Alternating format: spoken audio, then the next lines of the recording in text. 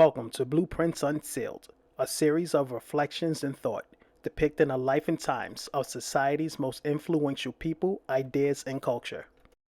Thanks for joining us today. In this segment, we will explore how the government used student debt as a means to finance the Cold War, and at the same time, we will show how the government bankrolled private military endeavors and subsidized private business industries. America's military capabilities and prowess come second to none. Advancements made to military technology has cost taxpayers over $721 billion, and that's just for 2020 alone. Although having a strong military is important, when a nation puts its interests in the military over the interests of its people, interesting things can occur. From time to time, when the military needs extra recruitment, the government has a tendency to manipulate the public by passing certain bills and incentives that may appear authentic on the surface, but turns out to be anything less than genuine. We will look at how the government perpetuated the student loan crisis in America, and at the same time, we will look at how the government is the biggest contributor to some of the most wealthiest businesses in the world. There was a time in American history that many colleges and universities were free of charge. However, over time, as public support for education started to decline, the government reduced funding significantly for educational programs, and colleges were forced to start charging students a tuition fee. For a while, mainly the wealthy and elites attended college, while a large portion of society just did not have that luxury. That all changed after the Second World War, when Congress passed the Servicemen's Readjustment Act of 1944, also known as the GI Bill of Rights. The bill was intended for veterans who served during that war. It established hospitals, made low-interest mortgages available, and granted stipends covering tuition and expenses for veterans attending college or trade schools. Although many historians consider the GI Bill an overall success, there are some significant failures. For starters, a portion of the funds were paid directly to private institutions that operated for a profit. This was met with heavy criticism, mainly because the funds should have been reinvested into institutions that were geared at improving society as a whole, rather than use public funds to bankroll the wealthy elites. Second, the GI Bill was managed and controlled at the state level, subjecting it to racial discriminatory practices against African Americans that were veterans during the war, with no recourse from the federal government, which furthered the racial wealth disparities. Decades after defeating Hitler and putting an end to the World War II, the United States finds itself in opposition with its former ally Russia, formerly known as the USSR or Soviet Union. We call this era the Cold War. This period can be defined as a series of escalating tensions and provocations between the United States and Russia that threatened to bring the world to the brink of a nuclear war. During this era, the United States and Russia developed and perfected their nuclear weapon capabilities, while they also competed for space dominance by attempting to put a satellite into orbit, followed by sending a man into space and back safely. All of these endeavors were attempted with the aid of top Nazi scientists that both the United States and Russia were able to secure at the conclusion of World War II. Of course, the use of Nazi scientists to create such weapons of mass destruction violates ethical and moral codes, and it effectively provided immunity from those top-ranking Nazi officials from the Nuremberg trials. By 1957, the Soviet Union had successfully launched 2 satellites, Sputnik 1 and 2, into orbit, while the U.S. had none. This put the nation on edge, and concerns quickly grew among Congress.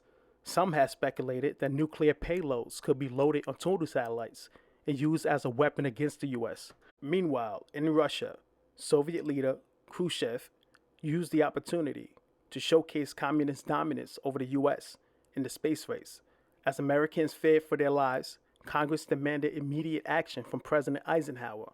However, Eisenhower did not believe that Russia posed any real threat. He attempted to assure the American people that U.S. military capabilities were far mightier than Russia. Since he did not find the real threat credible, and while the nation was facing an economic downturn that could lead to a depression, Eisenhower could not justify the high price tag associated with competing with Russia in the space race. He also knew that money alone would not address the issue. This endeavor would require a pool of competent individuals that were disciplined in the skill of math and science.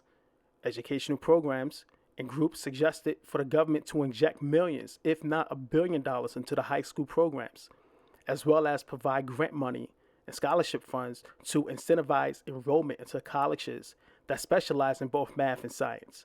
With Eisenhower approval ratings plunging by double digits and with the pushback from Congress, Eisenhower developed an ingenious plan that would achieve two objectives. First, it will address the perceived Russian threat, and second, it will minimize government expenditure by shifting the course. Eisenhower signed into law the National Defense Education Act, providing funding to United States education institutions at all levels. This bill encouraged many students to pursue college degrees, focus on math, science, and foreign languages. While college enrollment increased, so did tuition. In the 1950s, average college tuition cost was $600, and after the passage of the National Education Act, tuition sharply increased between $1,500 to $2,000. Many Americans continued to enroll despite the price increase, believing that the government provided scholarships and grants will cover the cost, which it did not. What parents and enrolling students failed to realize is that the original bill that included large grants and scholarship funding to be provided by the government was not the same bill that was signed and passed into law, since members of Congress were concerned that providing this type of aid would send the wrong message to students that there is no free ride. Many schools would cleverly use the term student aid that suggested that the government would be covering the cost.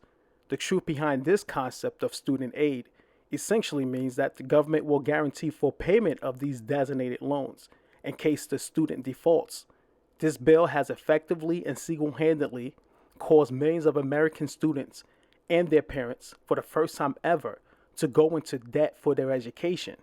In the end, America ultimately won the space race by successfully putting men on the moon and bringing them back safely, followed by periods of de-escalations and agreements between the US and Soviet Union to disarm their nuclear arsenal.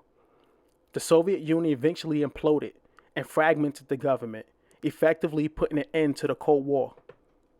Despite the US having the best army in the world, which can largely be contributed by the large influx of funding that goes directly into the military, as well as our alliances with other great powers, there appears to be a need of the U.S. government to contract with private military agencies to provide military assistance in overt U.S. operations.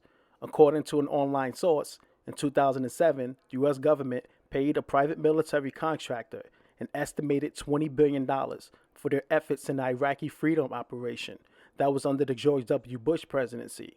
In addition, the U.S. government has also subsidized some of the most wealthiest and privately owned corporations. Subsidies can come into two forms. Either the government contracts with a business for product or services, or Congress enacts laws that basically allows for the government to fund certain business or industries for very specific purposes. For example, the U.S. government is known to pay farmers a set amount of dollars when the government wants to curtail the production of certain product or crop, or if the farm was in a federal designated disaster zone. Of course, there are many different ways the U.S. government can find a way to pay a particular business or industry for any arbitrary reason. According to an online source, the government either paid or contracted to pay the following large corporations the following amounts: Boeing more than $13 billion, General Motors over $3 billion, Royal Dutch Shell over $2 billion, and Dow Chemicals over $1 billion. Here's my takeaway in conclusion. I hope that you can now see how the government can use deceptive tactics that can have a negative impact for generations to come. It's hard to reconcile the reasoning behind contradictory laws that are passed, especially when those laws seem to overwhelmingly favor big corporations and private businesses, but not so much when it comes to middle class and other people who are economically disadvantaged. The logic that the government should not provide a free college education to its citizens because it teaches the message of a free lunch, while these same lawmakers will approve gigantic military spending that exponentially grow each year, while also lining up the pockets of private institutions and big corporations that already have more money than anyone can possibly need. As citizens, we owe it to ourselves to stay on top of the issues we find important to us, and we need to find representatives that reflect the ideas of putting families and communities first. I hope you enjoyed. Please leave a like and share this video with a friend.